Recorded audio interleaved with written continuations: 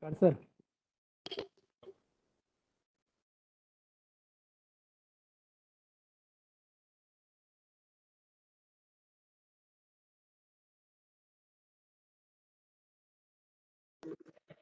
Good afternoon, everyone, and warm welcome to 13th, 19th Water Tech Talk.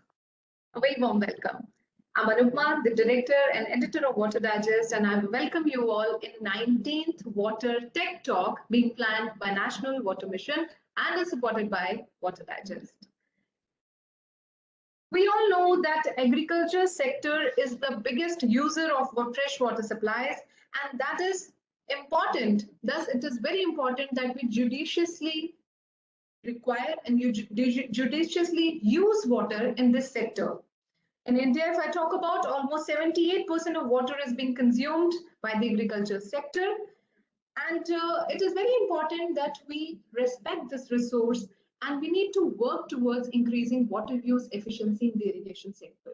Majority of irrigation in India and even world over is through large irrigation schemes.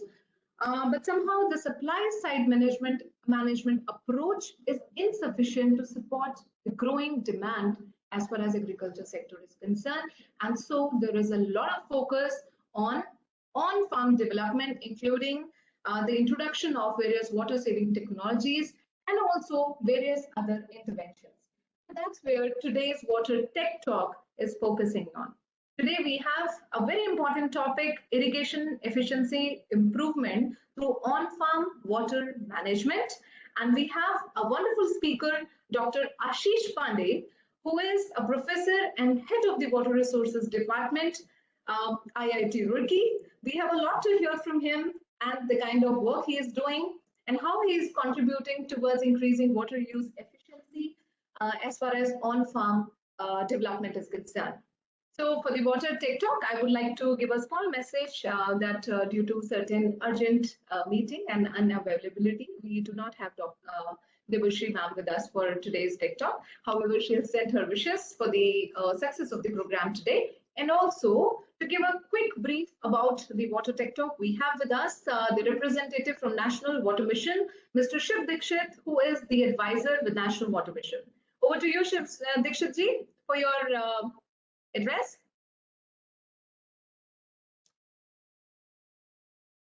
Sorry, we can't hear you.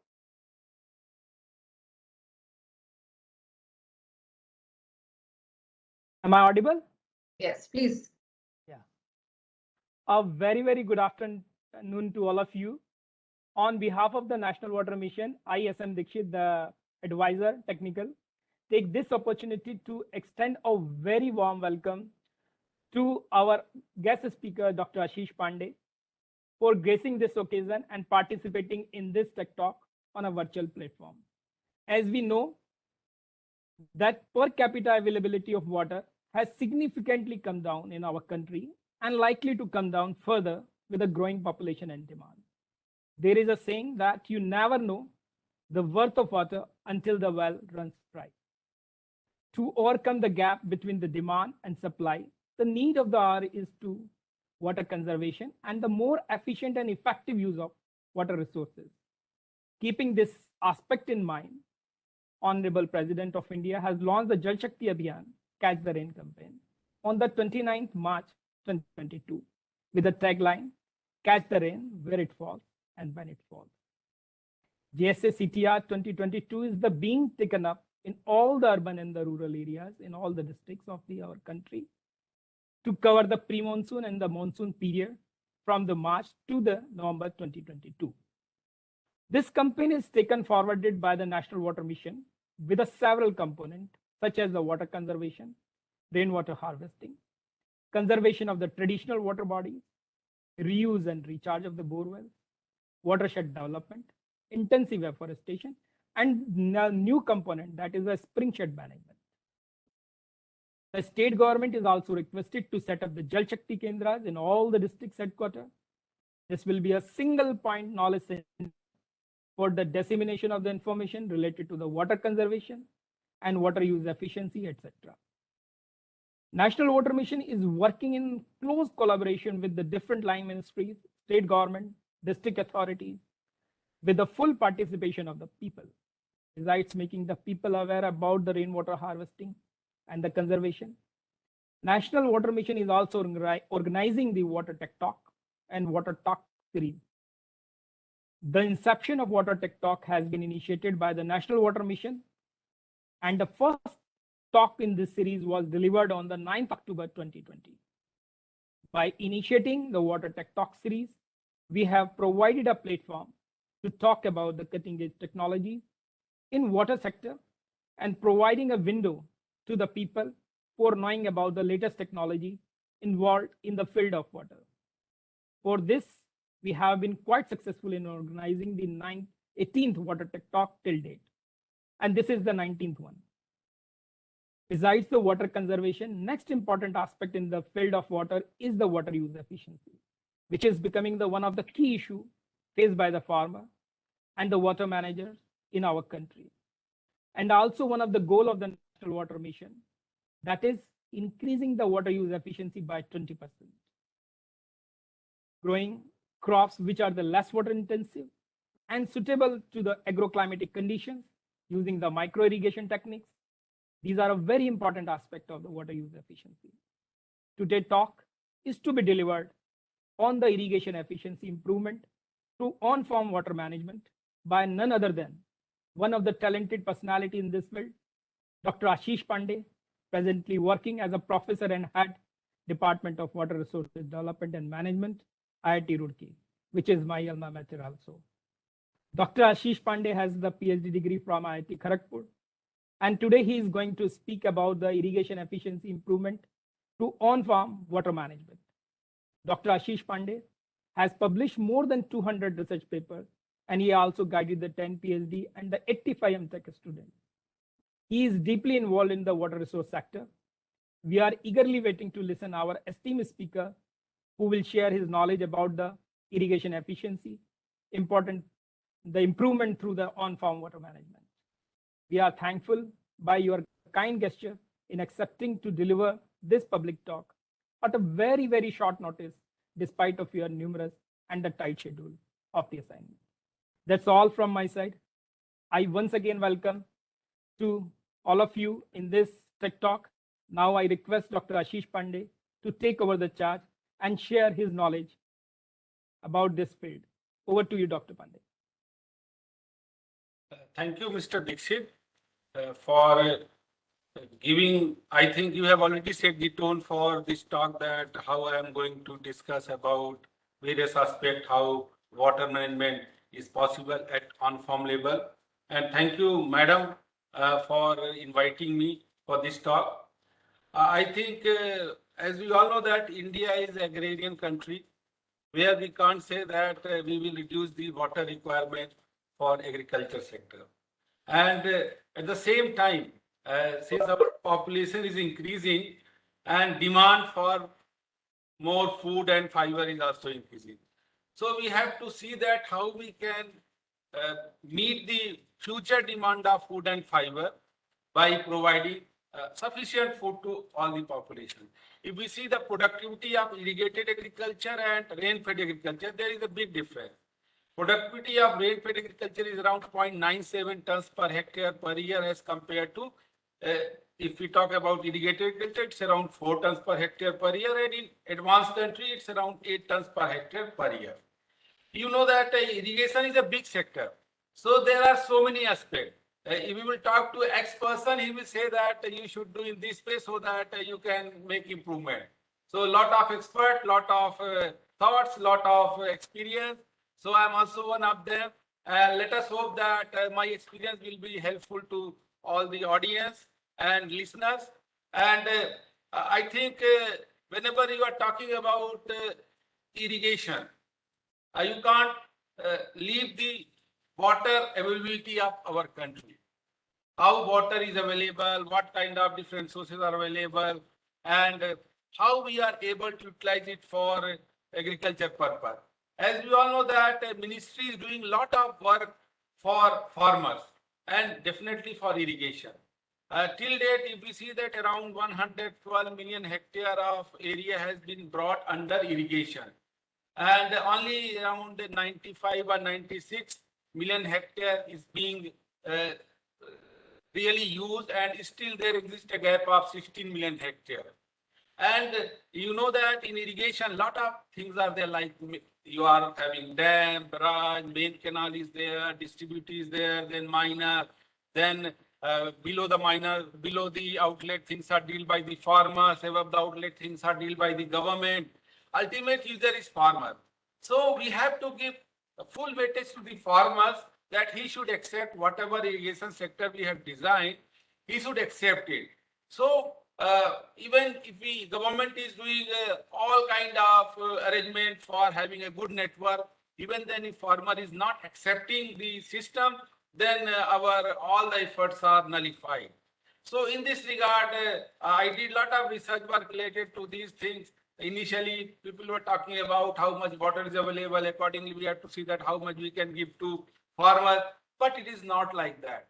Farmer need water as and when he requires. Otherwise, he want water from some other sources, right? And definitely either in canal command area, he is giving water through the canal, gravity irrigation is there.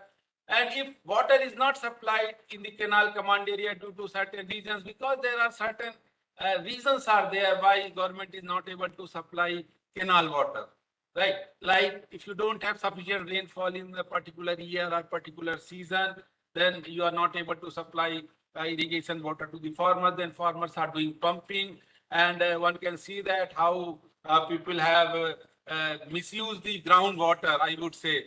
Because when we talk about irrigation efficiency for canal irrigation, it's around 30 to 35%. Even in many places, it is around 20 to 25%.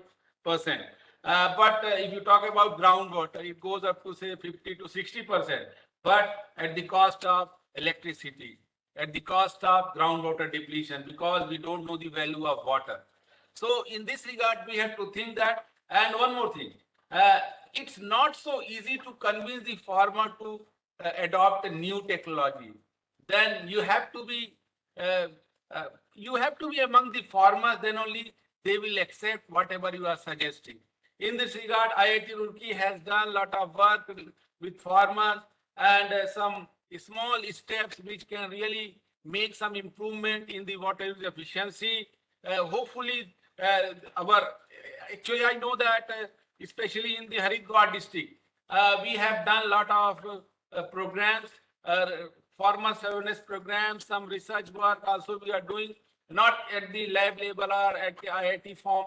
We are doing this work at the farmers field, so that we are not doing control experiment. Whenever you are doing control experiment, everything is in your hand. So first of all, we have convinced the farmer, then later on we have started some experiment, and we have got some encouraging results among the farmers and their change behavior. So I am going to share those results with the audience. So now I will share my slide.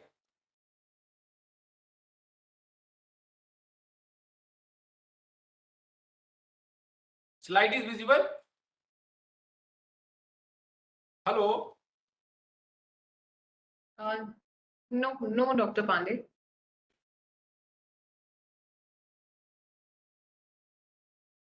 Yes. Okay. So Mr. Dikshit has already set the tone for this discussion. The topic is irrigation efficiency improvement through on-farm water management. As we all know that in a country like India, there are so many problems, but central challenge for a country like ours with limited water and land resources is how to produce more food and increase the income of farmers with less water. Our bottom line is how we can improve the irrigation water use efficiency. As Mr. Dikshit has already told that there are 5 missions of National Water Mission. There are 5 goals. Among them, goal number 4 is related to increasing water use efficiency by 20%. So with this background and with this concept, I have prepared this presentation, and hope it will be helpful to the audience. As we all know that the annual water availability in India is around 4,000 BCM. And if we talk about the utilizable water, it's around 1123, in which surface water is 690 and groundwater is 433 BCM. Again, we know that at the time of independence, the population was around 33 crores. Now we are 135 crores. So definitely our demand for water is increasing, and definitely agriculture is the largest contributor of the water. If we talk about what will be the situation of irrigation and how much the water will be required in India, around it's 611 BCM, and it is expected that by 2050, when the food grain requirement will be around 400 million tons, at that time our water requirement will be 807 BCM. And not only that, our requirement for other sector like domestic, industries, environment uses will also be increased. Again, if we see the per capita water availability in 2050, it is going to be 1,140. At the end 1950, it was 5,177. Again, if we see the basin-wise per capita water availability, only Narmada, then Krishna, Godavari, Brahmini, Mahanadi, Brahmaputra, Ganga, and Indus are having water availability more than 1,000. But you know that when our water requirement per capita is going down to be less than 1,000, we will be under water scarce condition. So in India, it's at the say 2022, even many places are falling under water scarce condition. So that's why the government is doing a lot of effort to increase the water availability. Like we have National Water Mission has already started one campaign, Catch the Rain. Then there was also one campaign that Sahi Fasal. So all those efforts are really bringing a lot of changes. Apart from that, we know that the Himalayas are the water tower.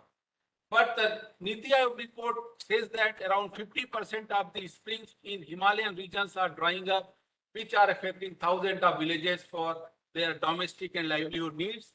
And over 20 crore people in India depends on these springs. Out of 5 crores are in these 12 states, Himalayan states. And we know that due to this climate change, there is a melting of glaciers, and our water ability to the glaciers is going to be less. So we have to see that how we can improve the water security in hilly regions, because hilly regions also contribute a lot of agriculture products.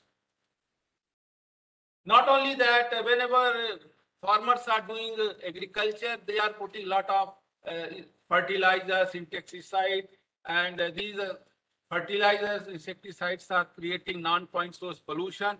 And many times it becomes really difficult to know that from where these pollutants are coming up. And ultimately, these pollutants are going to are joining the rivers or the streams, and they are polluting the rivers. At the same time, soil is also polluted. And due to this, not only the natural resources are polluted, even the human health is also impacted by this non-point source pollution.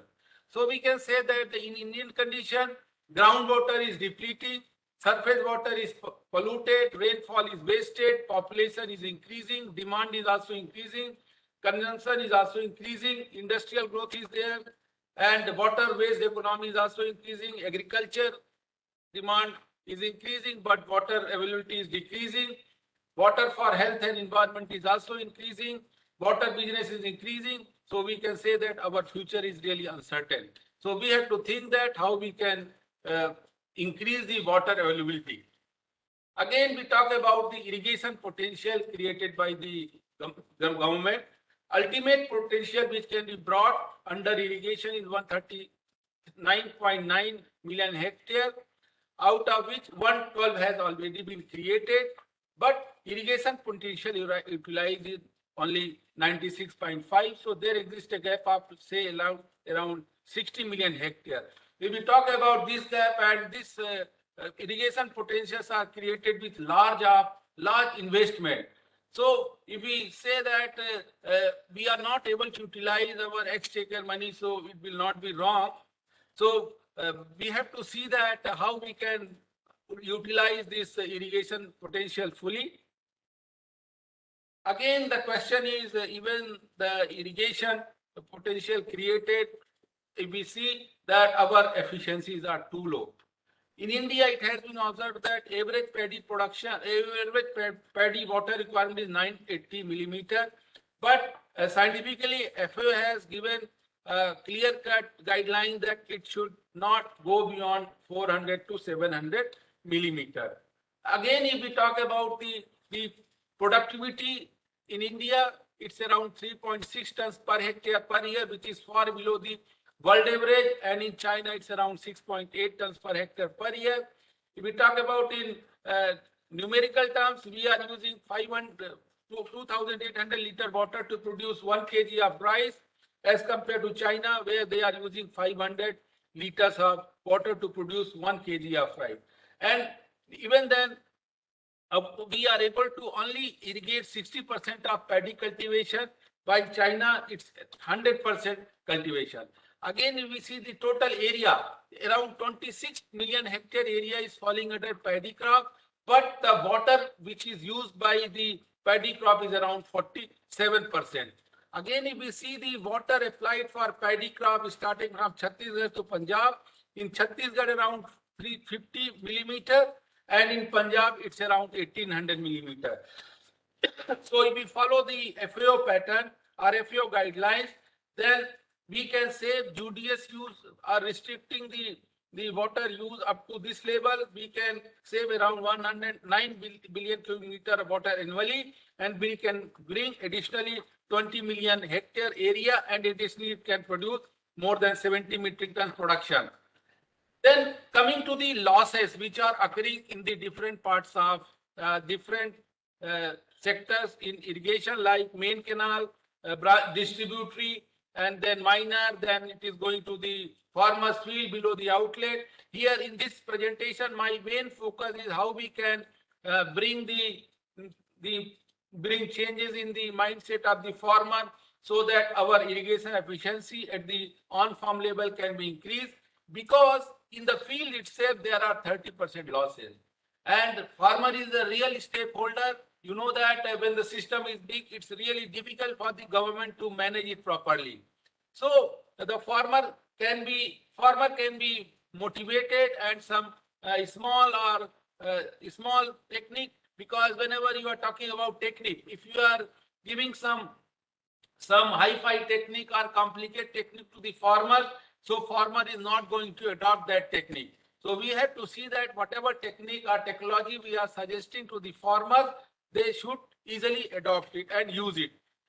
Not only that, we also conducted some survey study for some of the canal in the Bargi project, and we found that overall project efficiency is around 26 to 35%. So it's a big question that how we can increase the efficiency.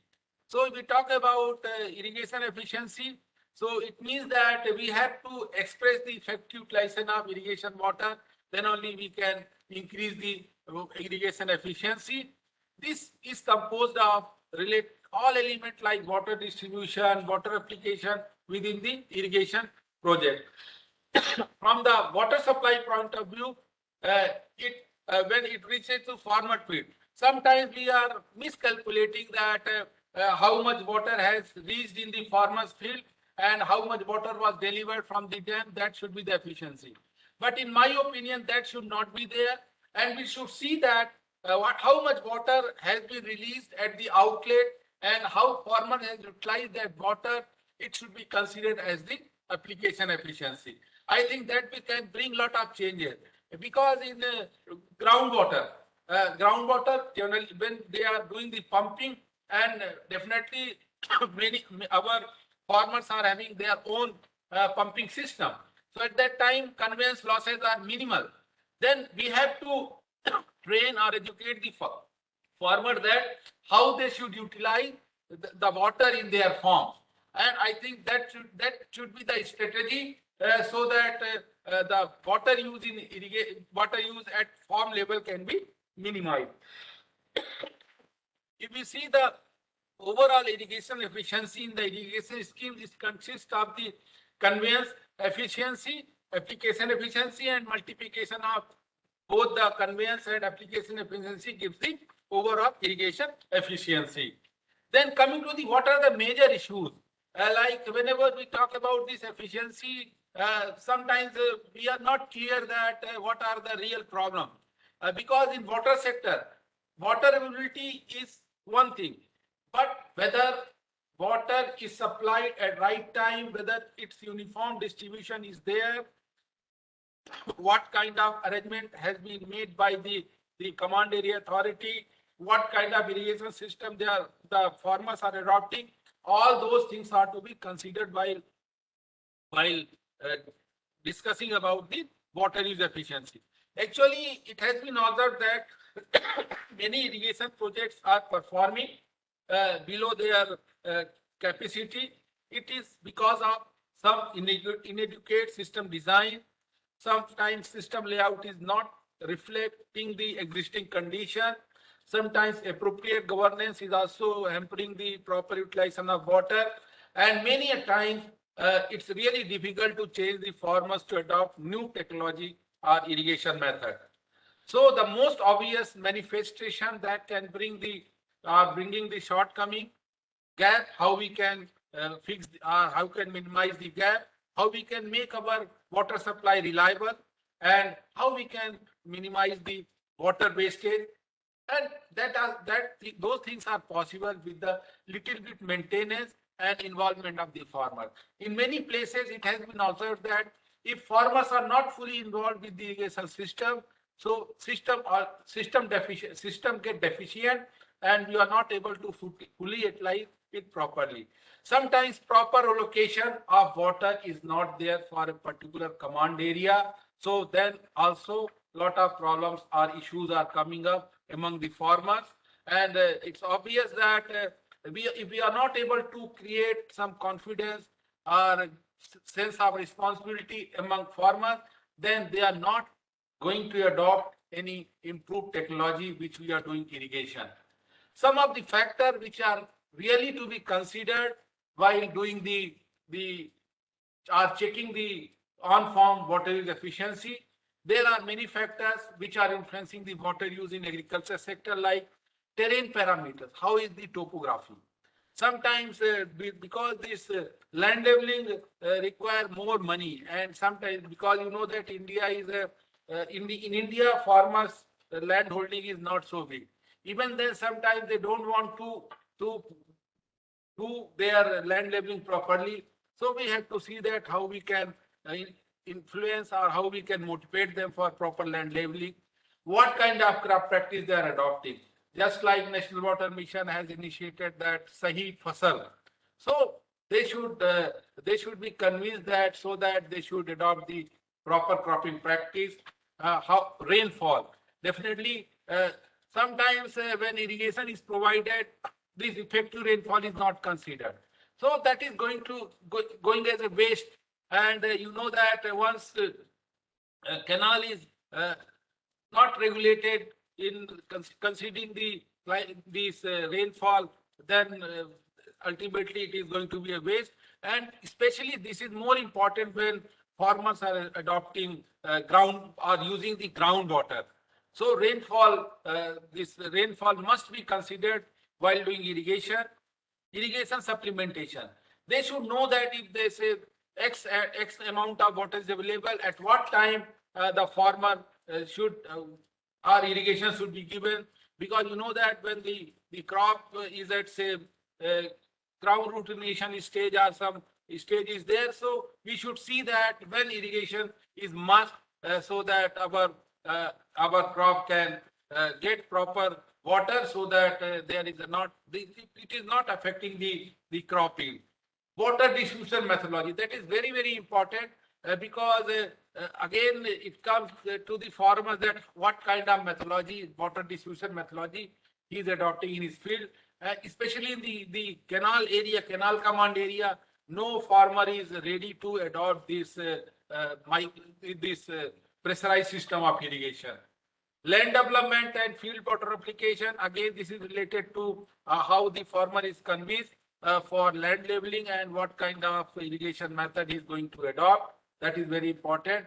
In this regard, we have to evaluate as a scientist, as a researcher, we should see that how much is the crop water need. Definitely, farmer is not going to calculate how much is the representative rainfall in this region, how much the irrigation requirement.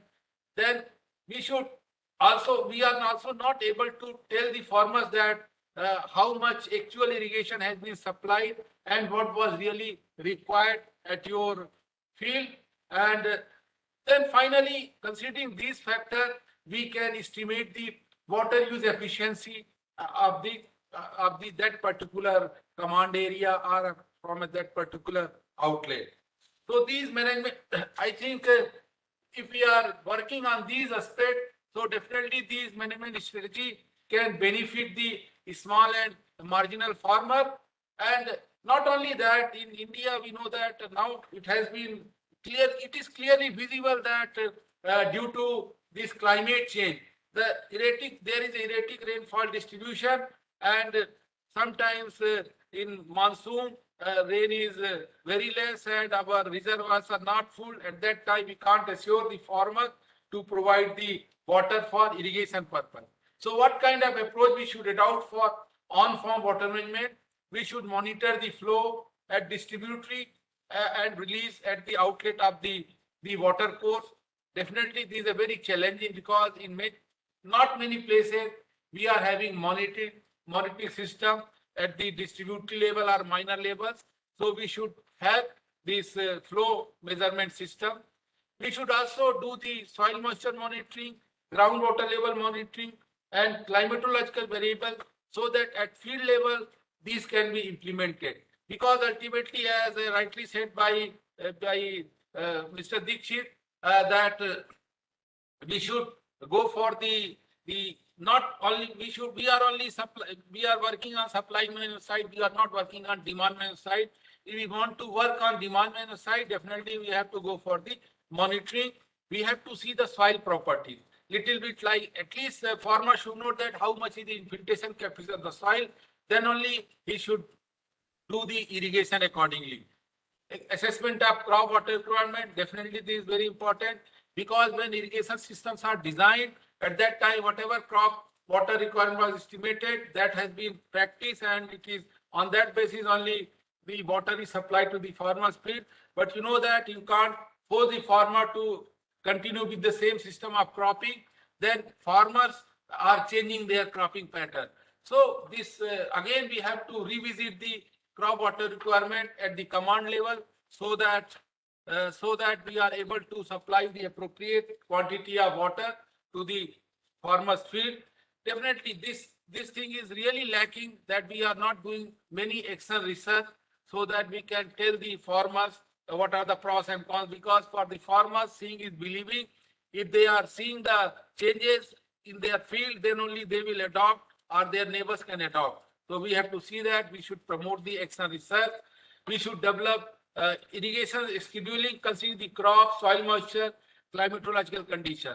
So old system should be changed, and definitely we should work on real-time basis, so that we are supplying the exact amount of water which is required by the field.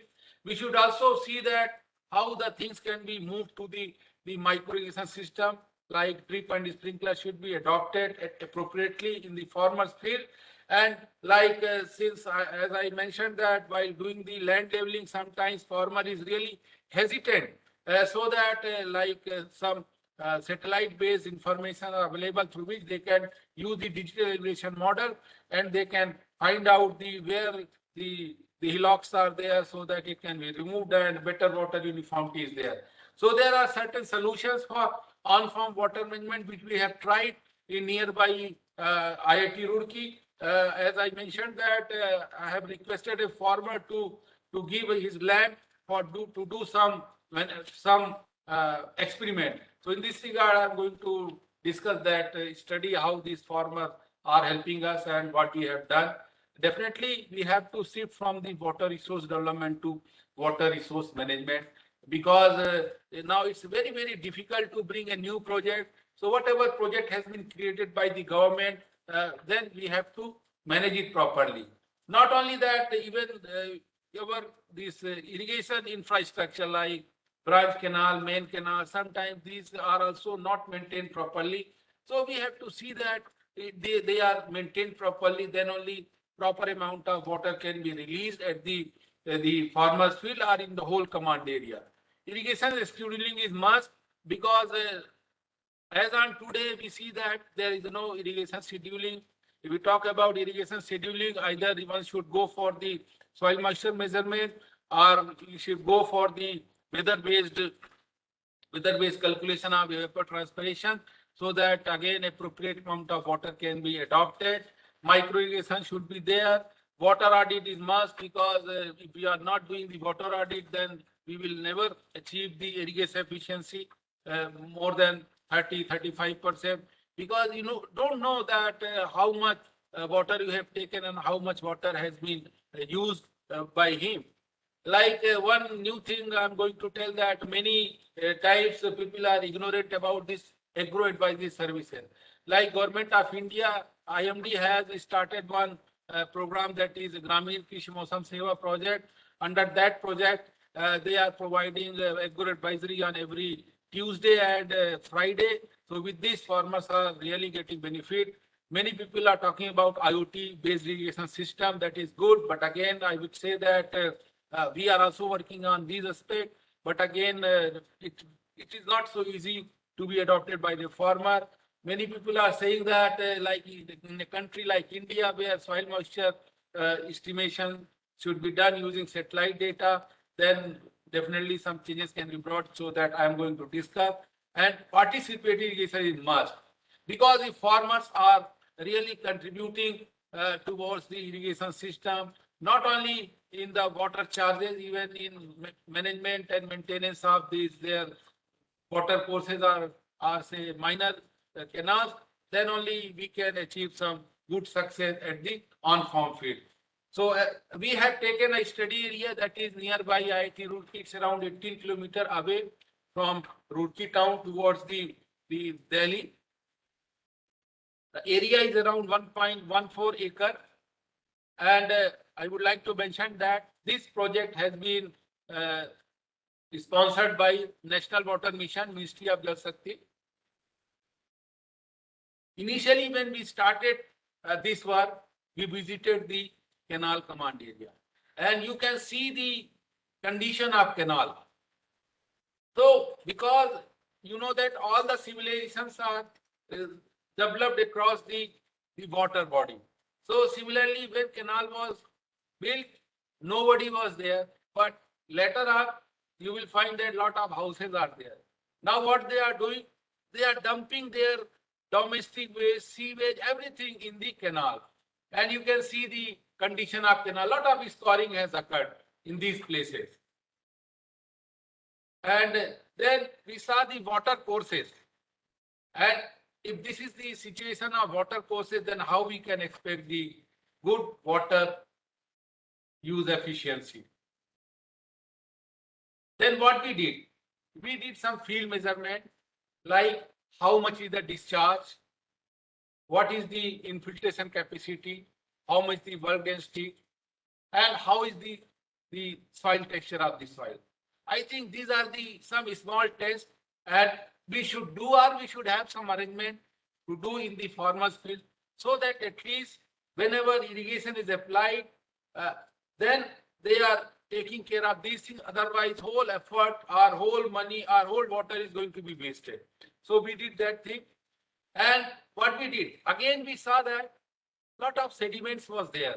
And you can see that due to that, oversplash of water is there, right? And we measured these things, or measured how much was the depth of sediment in 6-7 locations. And we found that it varies from 5 centimeter to 7.5 centimeter, right?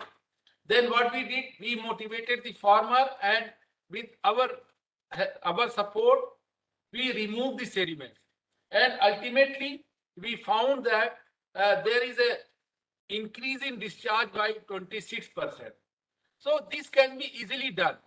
And farmers are always making complaint that tail-end farmers are not getting water, or there is uniform water distribution is not there. So this small change can, or this small motivation of the farmer can bring or improve the water use efficiency.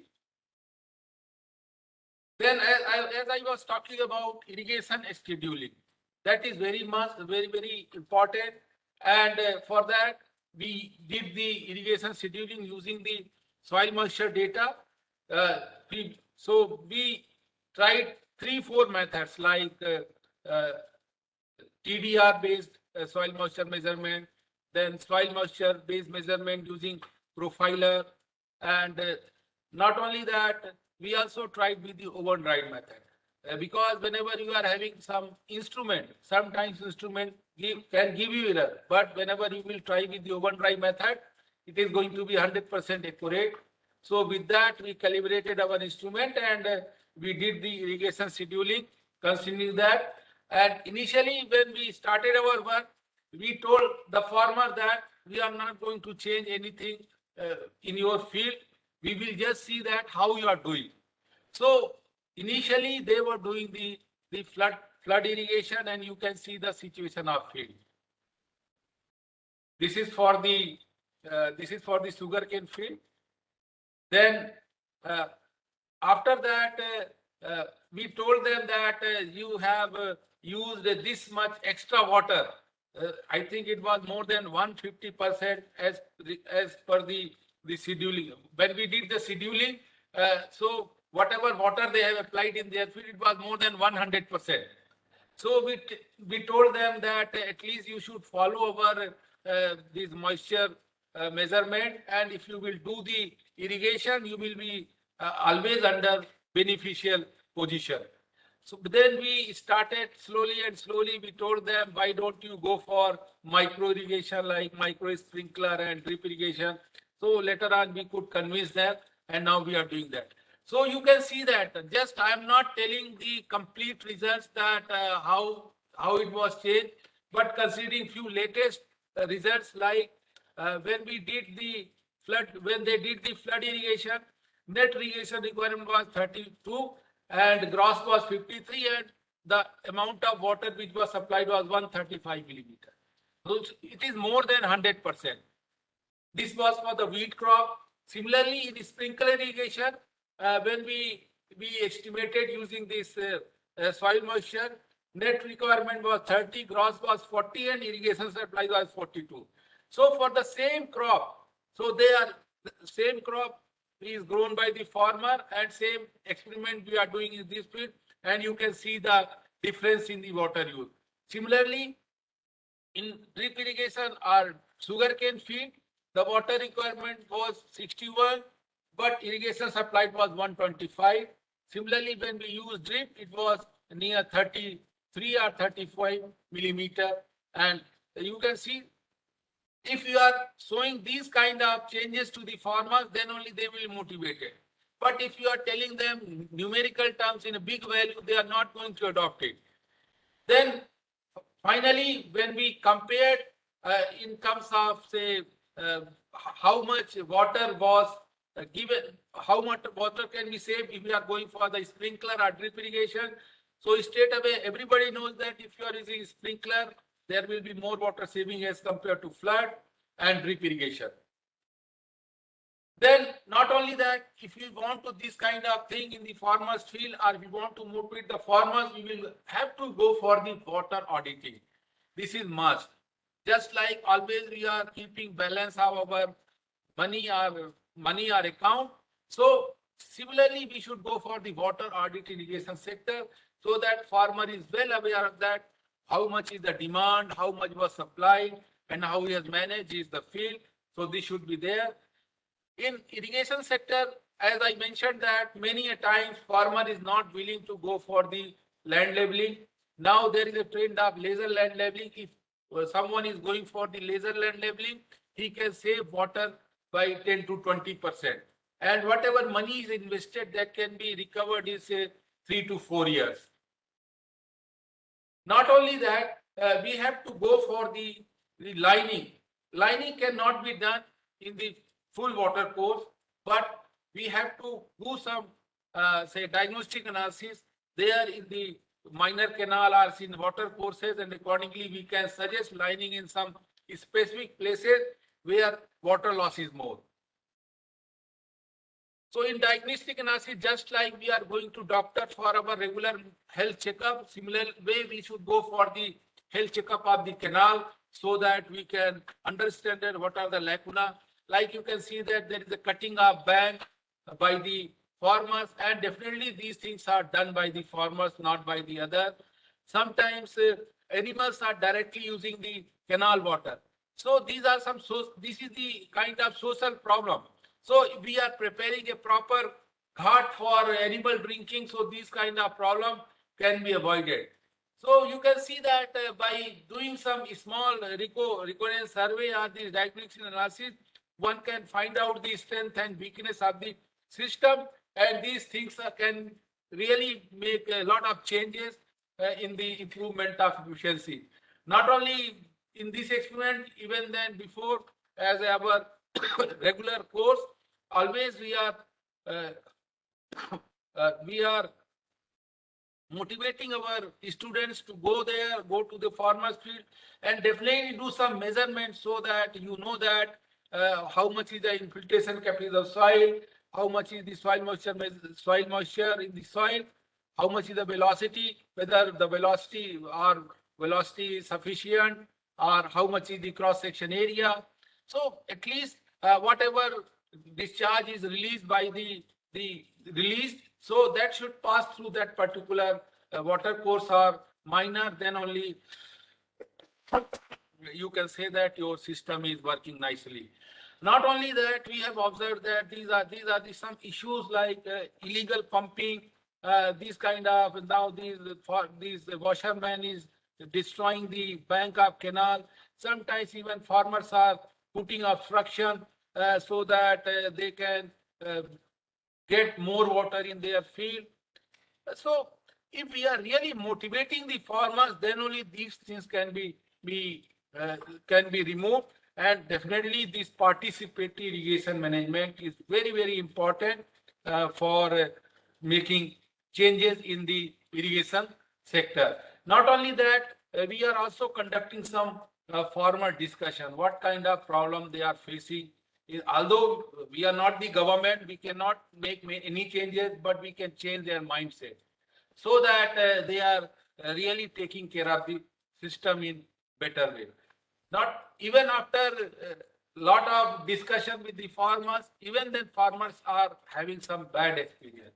What they are saying that we are facing water scarcity. Everywhere we are not getting proper water distribution, and they don't know when the canal will be closed. It should be informed to them, then this canal should be closed. They are realizing that degradation of water quality is there. You have seen that in the previous pictures. Now people are directly discharging the waste in the canal, and ultimately it is degrading the water quality. And they are also of the opinion that there is no maintenance of minor canals, so it should be done. And sometimes farmers are also not very happy because when they are preparing the water roster, they are not informing the farmer. So these kind of problems farmers are facing in their field. Coming to the next thing, that how we can make the changes or how we can increase the water use efficiency at the farm level. We are running one project supported by IMD. The name of project is Gramin Krishi Mosam Seva project. So with that, we are providing the weather advisory to the farmers, and with the help of that weather advisory, they are able to decide that whether they should go for irrigation, whether they should go for some other agriculture operation. So to initiate or say to popularize this scheme, what we did lot of groundwork.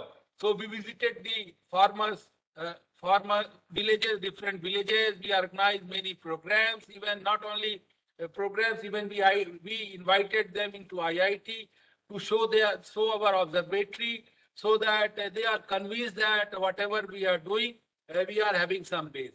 So trust among farmers is very, very important before adoption of any technology. So we could do that, but it took a lot of time, around 10 to 12 years. Now they are properly adopting our advisory. So we are also encouraged due to that. So what we did in 2020, we developed one mobile app that was in the name of Mausam app.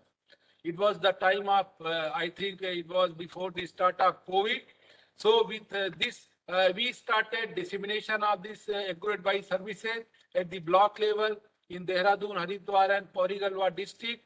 And this, whether we also, with the help of this app, we gave them weather alert, weather forecast, some crop management practices or information, some plant protection measures, and we also made a provision for static feedback facility. And during the time of COVID, we gave some COVID related information to the farmers, and that was very, very helpful to the farmers. Recently, in continuation to that, we developed one app in which we can develop the automatic agro advisory, and we gave a provision to have dynamic feedback facility. Because you know that if you are getting some good results, definitely we are also encouraged, and we collaborated with the NRSC, and we developed one app, and that app was launched recently in 19th February 2022. So this kind of advisory are developed, that weather summary report, what is the, and not only that, we are providing this advisory through SMS. Around 40,000 farmers are registered with that, and we are in SMS. We are having some limitation that you can only send a short message. So we have already developed one website, and farmers can watch this website. Now we have developed a mechanism through which we are getting the information nicely. So many people are saying that how this is related to your water saving. So initially, I was also not very clear that whether farmers will believe on us, whether they can defer their irrigation or not. But slowly and slowly, when we started our this feedback mechanism, and we try to convince them with those kind of small meetings with the farmers. So recently, I would tell you that recently there was one spell, one day rainfall of this 10th January was forecasted. So irrigation was due. So many our farmers adopted that irrigation, and they could save around 168 cubic meter of water per hectare. And if we talk about in terms of total Haridwar district, it's coming around 7.3 MCM. Because, and again, if you estimate or use this, say, scheduling, you follow the scheduling using this Penman-Monteith method, so saving can be increased.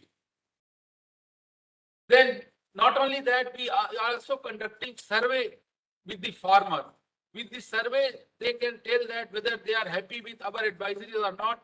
So we found that around 86% farmers are adopting our bulletin, and 14% are found it relevant, but they have not adopted because we could not impress them. Not only that, we are going to the farmers' field so that we can get straight away the feedback of farmers.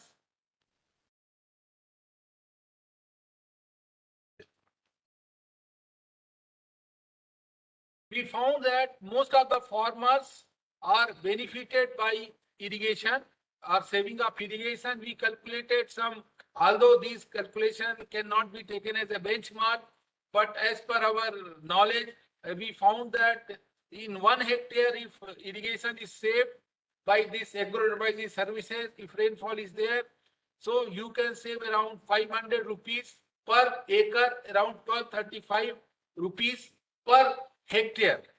So total water saving of say around 5.39 crores. Not only 7 MCM water is saved, even some money is also saved. because many farmers are doing pumping, and pumping require money and labor also. So by adopting these kind of techniques, farmer can be motivated, and they can do the changes in their cropping or agricultural practices. Not only that, to strengthen the dissemination mechanism of agromet advisory services, we have developed WhatsApp group. In WhatsApp group, around 60,000 farmers are attached. Mobile app, more than 5,000. Facebook page. We have website, local TV channels, web news portals, and IMD websites. And not only that, in all the 643 villages of Haridwar districts are getting our weather advisory. So we are making continuous efforts so we can increase our reach to Dehradun and other districts like Pauri Garhwal, which is our jurisdiction. Now, without in the today's world, without use of IoT, I think irrigation cannot be thing. But again, question arises how farmer can adopt this technology. So for that, we are also doing some work related to IoT. So within that, we have developed one of our locally made soil moisture sensor. So it is on testing stage in laboratory. We have developed, and now we are doing it testing with the different soil moisture status, and we are going to install in the field very soon. But again, I don't know how the farmers will adopt, because it's not so cheap. The market, the available sensor, the soil moisture sensor which are available are costing around 25,000 rupees.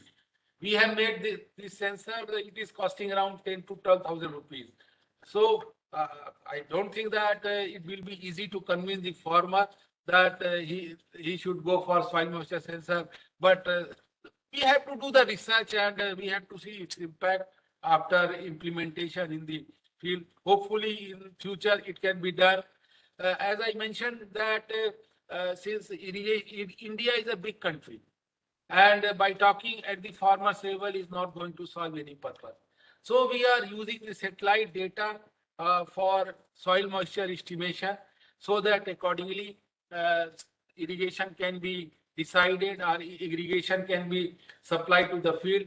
But from 4 months observation, we have found that initially this remote sensing based soil moisture is good, but as the crop develop, say when there will be coverage of crop will be more than 80 to 90%, then soil moisture estimation by microwave will not be so accurate. So one can see that initially when there was no crop, when it was compared with the observed value, R square was good, but slowly it was reduced, and while combining all values, we found that it is around 0.5. It means that average information is given. So it will be too early to say that we can bring or we can use the soil moisture or satellite based soil moisture for irrigation scheduling. So it will be good for a planner when they are talking of a 10,000 or 20,000 hectare command area, but it may not be appropriate for when we are using it for, say, on-farm water management. So I think this UAV can be a good option for on-farm water management or surveying or what kind of scheduling. But again, it will be too costly for a farmers. So as I was talking about, participatory irrigation management is very, very important. You can see that in our nearby places in Roorkee town, when we talk from the farmers about cleaning up these minor water courses, they said that this is the responsibility of the government. But these are the pictures from Orissa. So these people are really trying their hard to clean the canal to the participatory approach. Not only that, they are also constructing the field channel, or they are having good water users association. So they are able to tell, or they are able to do some hard work in their field. All those things are in the line of this Pradhan Mantri Kisi Sinchai Yojana, where our government is committed to provide Har Khet Ko Pani. I have seen that in many places, even this pipe irrigation network has been created. Pipe irrigation network is very good, but it's really costly. And again, when it will come to the farmer's field, again, we have to convince the farmer to use it in a way that their efficiency is good. Otherwise, same situation will be there. We can minimize the conveyance loss, but how the things will be managed? So in my opinion, the on-farm waterman is equally important if we want, if we are willing to increase the efficiency of water use in agriculture sector, and definitely if we are able to save the water in agriculture sector, then it can be given to some other sector to fulfill the demand. So now coming to the end. So these are my concluding remarks. Like, we should have some effective and regular monitoring of data, especially discharge, soil moisture, so that we can do irrigation scheduling, we can do the water budgeting. As the success of agro-advisory services can be seen from the Haridwar district. So we should use agro-advisory services while planning irrigation. So it is going to be very, very helpful for the farmers, and it will contribute to the water saving. We should have web-based information system where anybody can see the information, whatever, like. So because everybody is using this mobile app, and Android phones are used by farmers. So mostly farmers are using now Android phone. So if we are able to have a web-based information system, it is really going to help the farmer. In long run, we have to work with the space technology.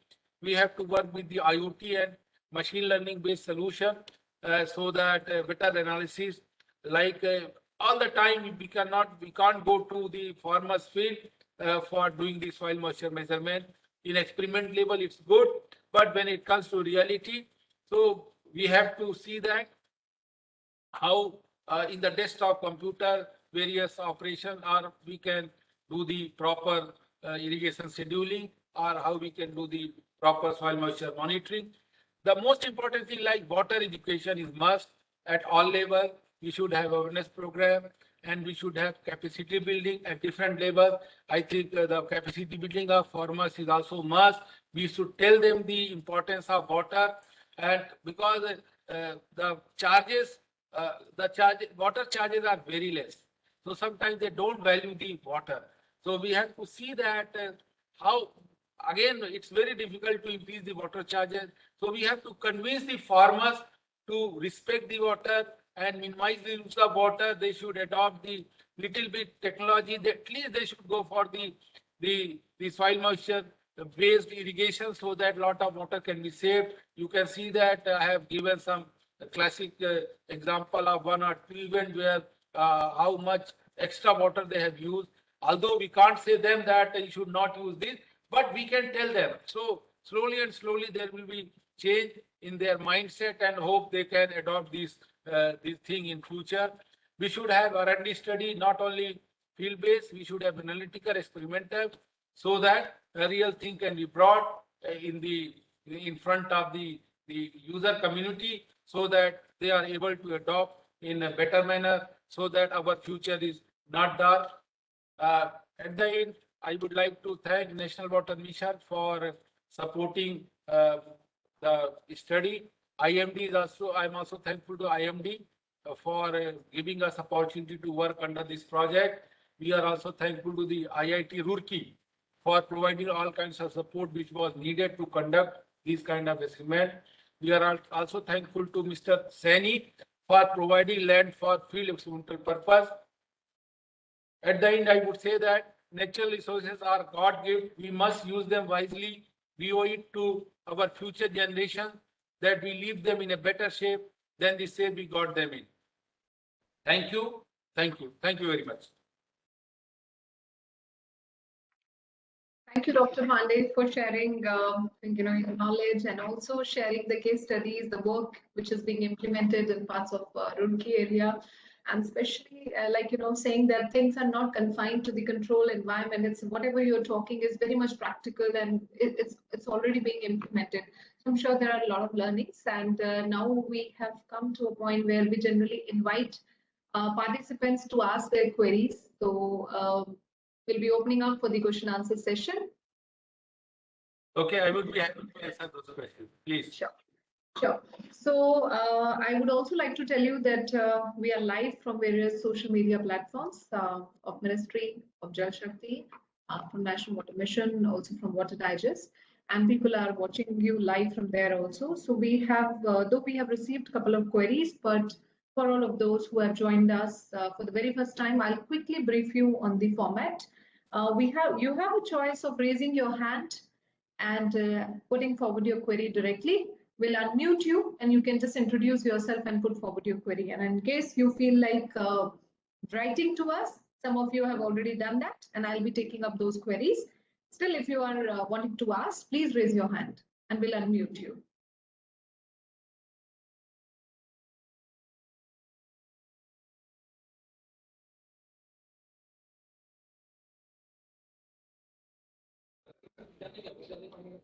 I request Mr. Suresh Kulkarni, you may please ask your query.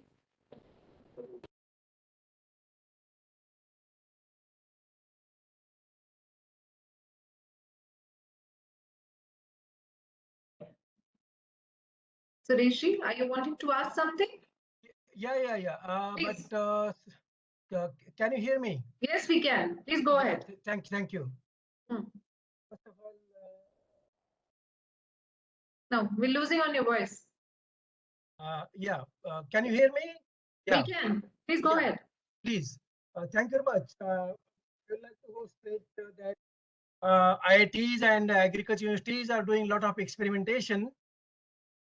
Real challenge is how to really upscale those, all such experiments. All such experiments are going on all over the country, but they are limited only to few areas, few hectares. The challenge is who is going to implement this? Whether the agriculture department is going to implement, whether the water resources department is going to implement this. What? It is nothing is clear actually, and we are just institutional research is there in our papers. That is one. And another is I really request that the irrigation efficiency, water use efficiency, there are so many terms are being used, and I request the professors at IIT to look into the really the internationally debate which is going on. There is no such irrigation efficiency there no more, because people are talking now at the basin level, sub-basin level efficiency. That is water balance is very important now, and there is no real water loss really. Unless it is the evaporation, the consumptive and non-consumptive losses are there. So we really need to study this different angle of defining the water use efficiency or so-called irrigation efficiency. Really surprised that term used by so many our academicians and policymakers, the irrigation project potential created and irrigation potential utilized. This is absolutely obsolete, because it has no basis actually to say, but we have been saying this term since long, and I request the IIT to really have such a brainstorming session about this, because these are really obsolete terms. Nobody talks in these terms in the. So, Sureshji, sorry to interrupt. I would request you to kindly introduce yourself. Yeah, sorry. I have worked as a executive secretary at International Commission on Irrigation and Drainage, New Delhi, for about 15-16 years. I am an irrigation engineer, and later on, then I worked as a secretary, Maharashtra Water Resources Regulatory Authority. I think, madam, we have met. Thank you very much, really, for this opportunity. So I think these are regarding the water availability. I am also saying that number of places our professionals go on showing this per capita water availability in all international fora. I think we should stop showing this visual, slides. This doesn't carry any meaning, because I am interested to know how much water is available in my sub-basin or basin. Let us not, at least academicians, go on repeating the same things everywhere. So this will happen. I don't want to undermine. I would like to respond. Yeah, please. Mr. Kulkarni, Yeah, please, sir. Please, just 1 minute, please. I think my presentation was totally focused on-farm water management, not on the Yeah. basic level water use efficiency. Yeah, no. Just again, just a minute, sir. So now, when we talk about the drip irrigation efficiency, now again, if you see the FAO, a lot of work is going on. The drip irrigation does not save the water in a real meaning. Saving water means not using the water from the source. That is what is saving water. But you can increase the area. Definitely, there is no doubt about it. Increase the productivity and there's so many. But it doesn't really require less water. That net irrigation requirement, I have not seen anywhere in the FAO publications also because of drip irrigation, the net irrigation requirement is reduces. Of course, gross irrigation requirement reduces, but not net irrigation requirement. I think, lastly, the Kulkarni sir, we lost your Yeah. voice in between. Yeah, that is 20%. I think I request the National Water Mission officers. We have been talking about increasing the irrigation efficiency by 20%. Which efficiency you are talking about? And for since how many years? Because when I was in ICID, since last 10 years, we are hearing that 20% increase.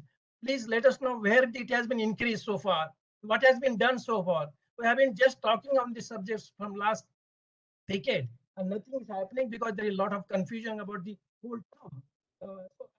There is a lot to talk. I don't want to take time from others participants. Yeah, we have a very serious look at the whole irrigation, sector, the irrigation management, irrigation reforms. The irrigation department need to be reformed. There's a lot to talk, and we did not talk in the piecemeal. And we should not always talk that if farmers are not doing this. What about our officers? Are they doing their job? Are they accountable? So there are so many things. Thank you very much for this opportunity, madam. Thank you. Thank you, Suresh ji. And I think Dr. Pandey, you would like to respond to the couple of queries being raised by Mr. Kulkarni. I think those are beyond my capacity. I am not the government.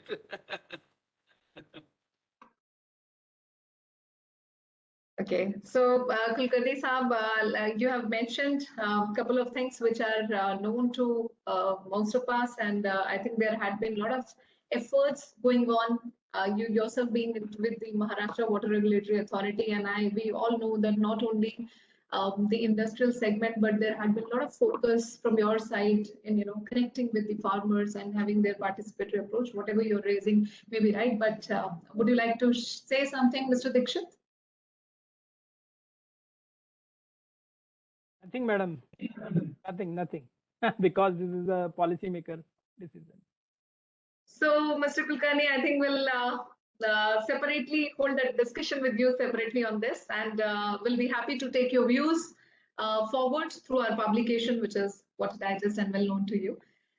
So moving ahead, we have another query, but if there is any hand raise, you may please unmute yourself and introduce yourself and put forward your query. I request Mr. P. Dorje Gyamba. You may please ask your query.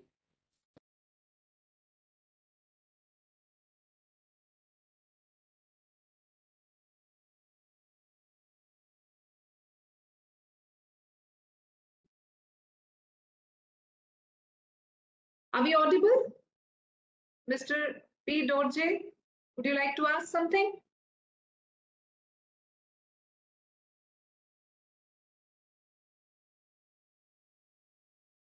Okay, anyways, in the meantime, I'll take up certain questions which have come up. Let me also tell you, welcome our all the participants, including some international as well. So we are also joined by Mr. Joseph, who is from Austria. We are also joined by one of the representatives from Japan and definitely from various parts of India. There are a lot of participants. So one of the queries which Mr. Joseph has raised, do you intend to reuse treated wastewater? Yes, Yes. we are looking forward to use these wastewater because that is the third resource for future. Yeah. So there's another query from Mr. Rahul Singh who says, could you highlight the areas which are ideal for on-farm water management on the basis of geographies and crops? Would it be possible to implement these measures in a cost-effective manner on a big scale? Yes, actually, when I am talking about on-farm means the farmer's field. Every farmer can adopt these things. He should go for land leveling. He should see the soil moisture.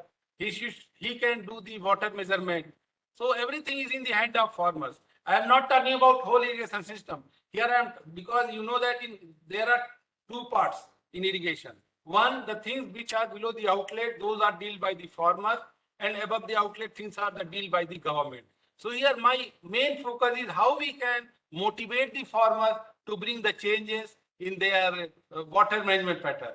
So you might have seen that when I was talking about agro-advisory services, nothing to deal with the whole command area. It was with the individual farmer. If individual farmer is adopting the advisory, so he or she can change the agriculture pattern accordingly, or he can change his cropping system.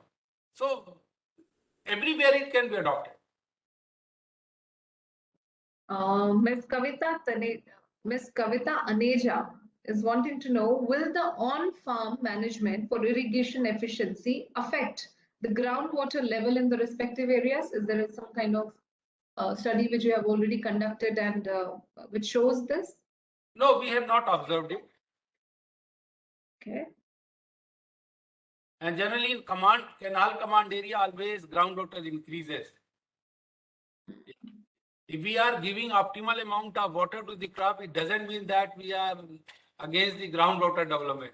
But we should see that whatever infrastructure has been created, I think presently, if we see the cost of creation of 1 hectare of irrigation project through minor, I think mega project, it's around 4.5 lakh rupees. So we should see in this respect that whatever water we are supplying to the farmers' field, it should not go as a waste.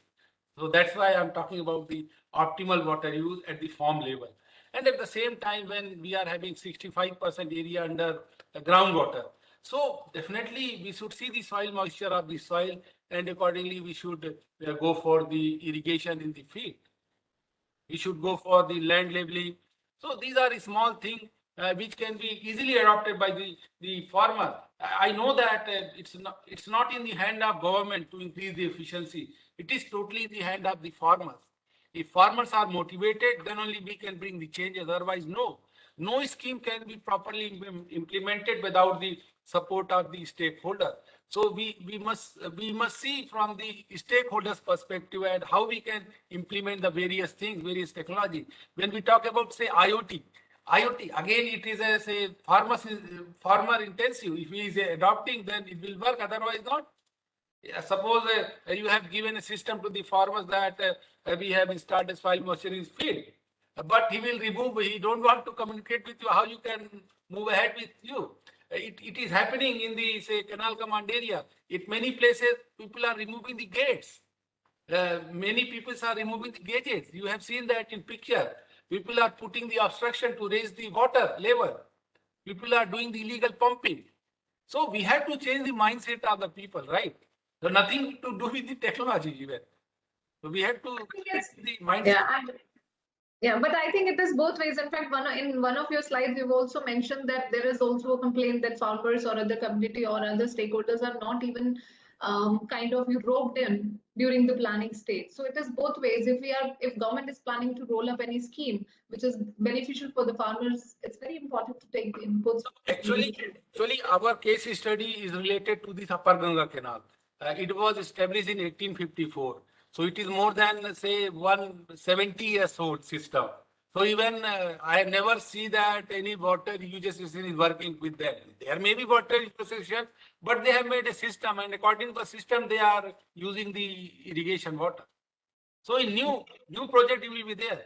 But actually, you know that we are having this Ganges Canal, and this canal is closed for only 15 days.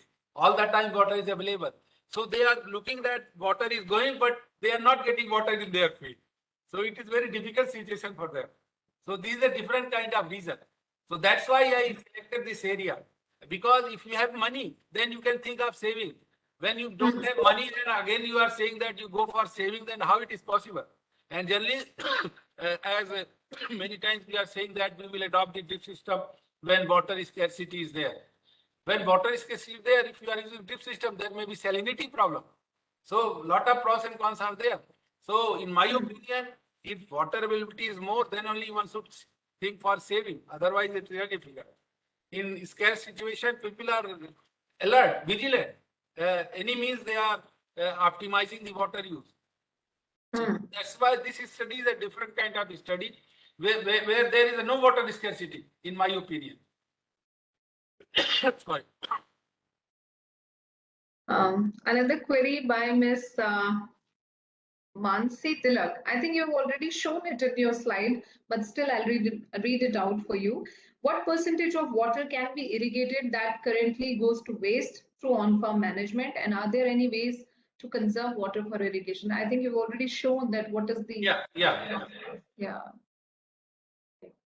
So moving ahead, Mihir Manocha, is the ongoing climate change making it difficult for farming measures to be implemented? What could be the solution for it?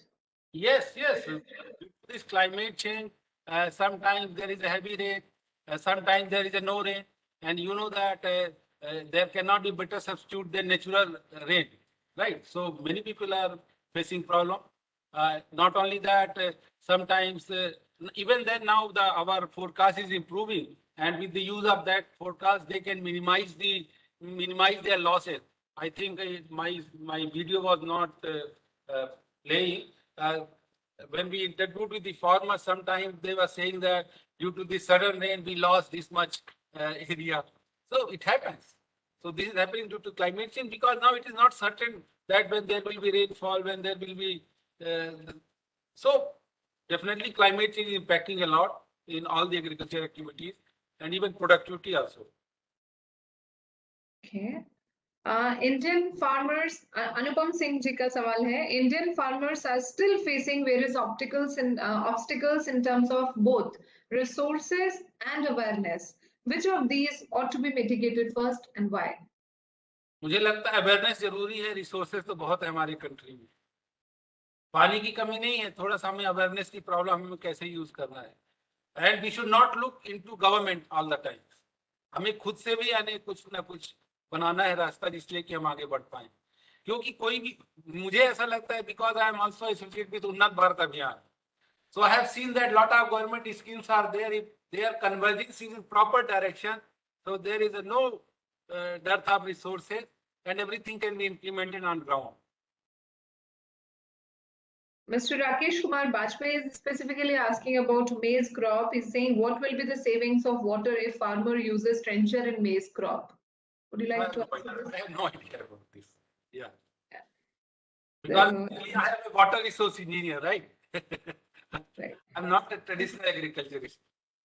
There definitely there will be saving of water if you are using drip or a pressurized system of irrigation.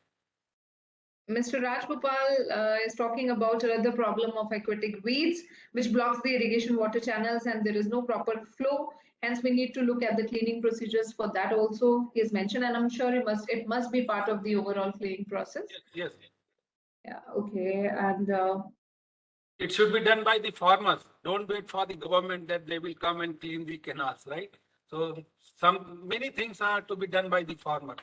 As in many places when water user restrictions are there, they are doing that. Even then water user restrictions are not there. Even then farmers should do that, because they should feel that this is their own system. Otherwise, how system will work? yeah, for the sustainability of any system, the ownership needs to be with the concerned stakeholder. Yeah. Is it while drip and micro, Nitin Kaushal is asking this, while drip and micro sprinklers could be a long-term goal, however, improvising the current irrigation and agricultural practices is the way to go start. While keeping the long-term goal in mind, what is the reflection from Professor Pandeyji's? I think our long-term goal should be that how we can manage our resources, not through the technology, right? Through our own interventions. Just like I told that through on-farm water management, lot of water can be saved, right? And everywhere drip and sprinkler cannot be adopted. Like Israel, Israel is a country with acute shortage of water. They are doing the water treatment, then they are using water. But in our country, I think we have sufficient water, but we don't know how to use it properly. Just like I have showed that around more than 100% extra water is given to the field, right? So we have to be little bit tech savvy, right? So we should bring some tech, or we should convince to the farmers that they should adopt our technology, whatever advisories like this. This is one of the important program of Niti Aayog, that IMD GKMS, right? So in the similar fashion, if we can have this some like as I showed that using the satellite data, we can do some soil moisture measurement, right? So I think as the research is going on, so hopefully some better resolution satellite will be there, and through which we can tell that this much moisture is required. So hopefully in the coming days or coming years, it can be done. And everywhere you can't have drip or sprinkler, yeah, in my opinion. And you might be knowing that, and many of you, that about 60-70% farmers are small holders, are marginal farmers, and they are contributing around 60 to 70% food production also. So we should think from their perspective. For a big farmer who is having 100 hectare, 200 hectare, he will go for drip or sprinkler, because drip and sprinkler needs some maintenance also, right? But a farmer who is having say 0.5 hectare or 0.6 hectare, he is never bothered about this technology, right? But again, if we are convincing him that you should adopt the soil moisture measurement, or you should have some idea. Right now, what they are doing, they are just taking the soil and they are just field method. They are trying to investigate that where irrigation is required or not. So if we should think from the marginal farmer's perspective, then I think a lot of changes can be brought. For big person, no issue, whether they are going for drip, sprinkler, IoT, they can go for the drone, for doing all kinds of monitoring, right? So we should think from the small or marginal farmer's perspective. Then only we can bring the changes. Yeah. There's another one from Dr. S.V. Vijay Kumar, NIH, and he's wanting to know, is it necessary to revisit the standards for duty and manage data in planning and operation of irrigation schemes at project authority level? Yes, if possible, we should go for it. Because now all the cropping pattern has been changed by the farmers. And due to climate change also, the requirement has also changed. So we should revisit the water requirement of the different crop, and accordingly we should run the system. One small query, but I still would like to read out because it's all about awareness. So there is Mr. Jagdish Chandra Bhatt, who is from Sardar Patel's Sodh AVM Seva Sansthan, and which works basically for conservation of resources. And he's keen to know that what all IITs and agriculture universities are there which provide water education for conservation of water, or hold such a program for farmers. So they are keen to know. So Department of WRD is running one program on irrigation water management. We are also running these two schemes of Government of India, that GKMS project and Fasal program, under which we are doing a lot of water education, and we are conducting a lot of workshop, and definitely always we are looking at how farmers can be involved. Whatever research we are doing, we are not focusing totally on publication. We are focusing that whether our work is helping to the society or farmers or not. We are putting a lot of emphasis on water education, and I think most of you might be knowing that Roorkee is having highest density of water resource in India, right? So we are doing a lot, like IIT is there, NIH is there. They are also conducting a lot of awareness program. So we are really working hard to make changes in the water sector. So Jagdish, you can always reach out to Dr. Ashish if you are wanting to know more about the ongoing programs. And we are also joined by Mr. K. Y. Reddy.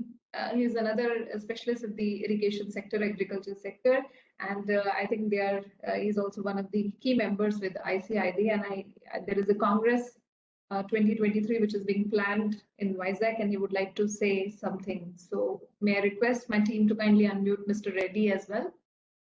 This is a tech talk, so all our tech savvy people are part of this, who are the engineers, the environmentalists and water specialists who are contributing towards making a difference as well. Thank you, Anupama. Thank you, Dikshit. And Ashish, it was excellent. In fact, I had to go in between for a meeting, but I really appreciate the Water Digest to conduct such important programs. It's all about National Water Mission. We're just supporting their initiative. This subject is very close to my heart, and Ashish is doing excellent. We are very proud for such a contribution, Ashish, and we appreciate the work you are doing and the team. And one thing what Anupama was saying, that we have the Congress next year.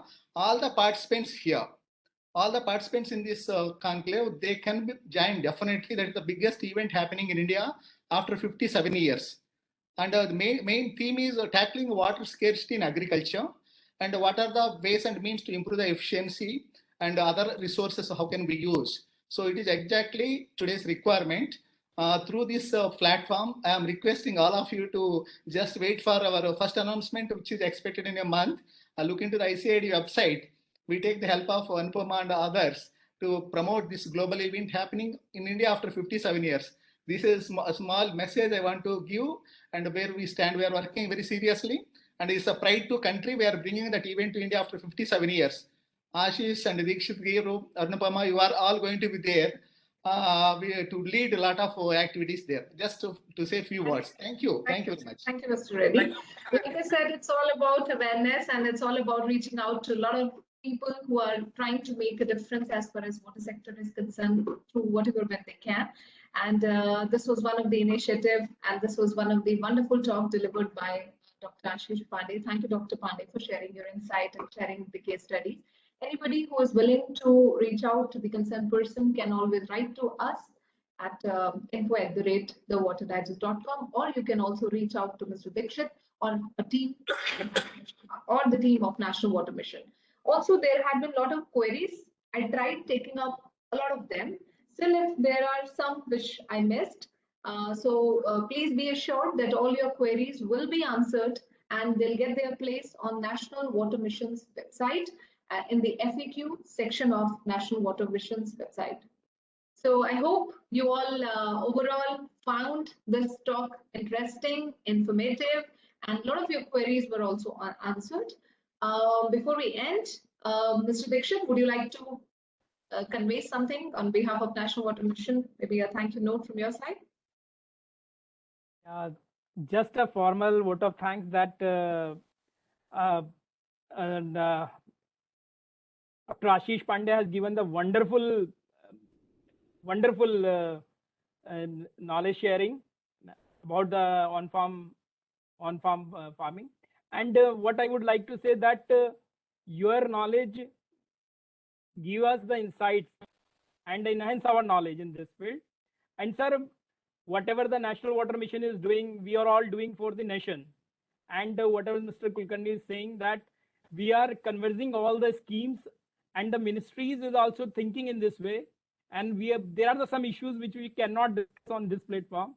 So my request is that whatever the suggestion and whatever the queries, that we can discuss separately, because this is not the platform where we can discuss all these things, sir. But your presentation is really very marvelous, sir. And we, from the bottom of our heart, I am saying that this is the one of the most wonderful session which we have conducted so far. Thank you very much, sir.